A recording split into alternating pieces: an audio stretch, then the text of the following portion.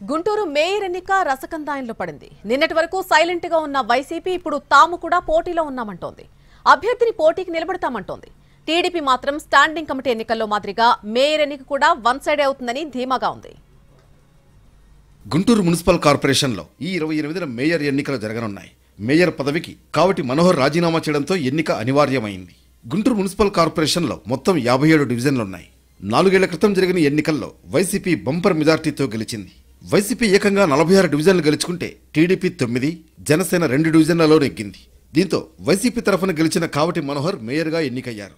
సార్వత్రిక ఎన్నికలకు ముందే డిప్యూటీ మేయర్ సజీలా, మరో 4 వైసీపీ కార్పొరేటర్లు టీడీపీ కండువా కప్పుకున్నారు.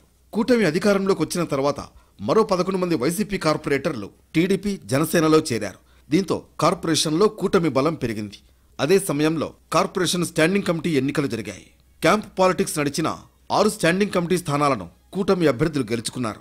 ఆ తర్వాత సడన్ గా మార్చి 15న కావటి మనోహర్ మేయర్ పదవికి రాజీనామా చేశారు. దీంతో కూటమికి మేయర్ పదవి దక్కించుకునేందుకు లైన్ క్లియర్ అయింది. గుంటూరు కార్పొరేషన్లో వైసీపీ చుక్కాని లేని నావలా మారింది. మేయర్ రిజైన్ చేస్తే డిప్యూటీ మేయర్ టీడీపీలో చేరారు. మరో డిప్యూటీ మేయర్ ఉన్నా ఫలితం లేదు. డిప్యూటీ మేయర్ సజీలా ప్రస్తుతం ఇన్ఛార్జ్ మేయర్గా వ్యవహరిస్తున్నారు. 28న జరగనున్న మేయర్ ఎన్నికలో కూటమి అభ్యర్థి గెలుపు ఖాయమనుకుంటున్న తరుణంలో పోటీకి వైసీపీ సయ్యంది.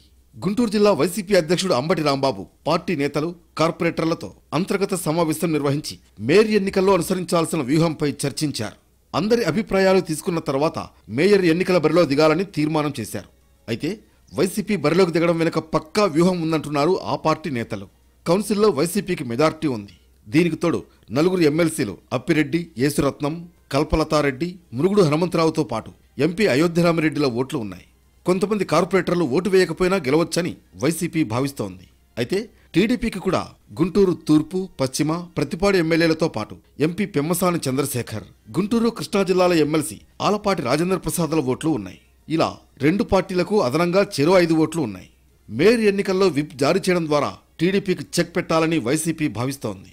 అయితే వైసీపీ విప్ జారీ చేసిన మెజార్టీ కంటే ఎక్కువ మంది కార్పొరేటర్లు తమ అభ్యర్థికే ఓటు వేస్తారని కూటమి నేతలు ధీమాగా ఉన్నారు. గుంటూరు మేయర్ ఎన్నికల్లో గెలిచినా ఓడినా వైసీపీకి పెద్దగా పోయేదేమీ లేదనే చర్చ జరుగుతోంది. అయితే మేయర్ పదవికి జరిగే ఓటింగ్ ద్వారా కోవర్ట్లను గుర్తించి వారందరినీ పార్టీ నుంచి సస్పెండ్ చేయవచ్చని ఆ పార్టీ నేతలు భావిస్తున్నారు.